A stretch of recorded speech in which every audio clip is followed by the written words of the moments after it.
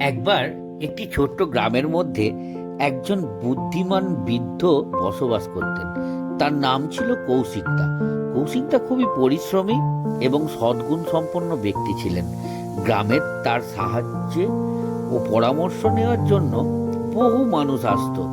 একদিন গ্রামের এক যুবক, নাম যার সুমন, কৌশিকদার কাছে এসে বলল, দাদা, আমি জীবনকে সফল করতে চাই, কিন্তু আমি জানি না কিভাবে শুরু করব। কৌশিকদা হাসি দিয়ে বললে, সুমন, আসো, তোমাকে একটি গল্প শোনাই। সুমন আগ্রহের সাথে শোনার জন্য প্রস্তুত হলো। কৌশিকদা গল্প শোনাতে লাগলো।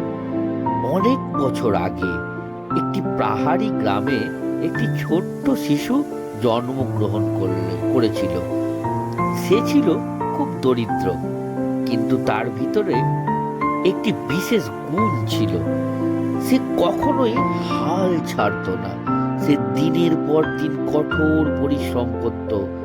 গ্রামের সবাই তার কষ্ট দেখে চিন্তিত ছিল, কিন্তু কেউ তার সাহায্য করতে পারছিল না।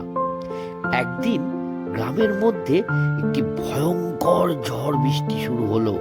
প্রচন্ড বাতাস ও বৃষ্টির কারণে গ্রামের অধিকাংশ সব বাড়ি ধ্বংস হয়ে গেল। সেই সময় শিশুটির পরিবারও খুবই দুর্দশার মধ্যে পড়ল।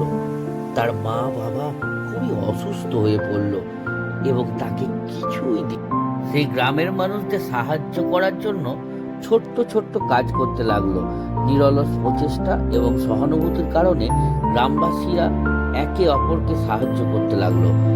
অবশেষে সেই শিশুর অক্লান্ত পরিশ্রম ও ভালোবাসার ফলে গ্রামটি ধীরে ধীরে পুনর্গঠিত হলো। শিশুটি বড় হয়ে একজন সফল ও সম্মানিত ব্যক্তি হলো। তার পরিশ্রম, অধ্যবসায় এবং সহানুভূতির কারণে সে নিজের জীবন বদলে ফেলতে সক্ষম হয়েছিল এবং অন্যদের জীবনেও উন্নত করতে সাহায্য করেছিল। কথা শুনে সুমনের চোখে জল এসে গেল। কৌশিকদা বলল, দেখো সুমন, জীবনে চ্যালেঞ্জে ভরা, কিন্তু তুমি যদি অদম্য সাহস এবং অধ্যবসায় দেখাও, তুমি অবশ্যই সফল হবে। সব সময় মনে রেখো, কোনো কঠিন পরিস্থিতি কখনো তোমার সাফল্যের পথে বাধা হতে পারে না।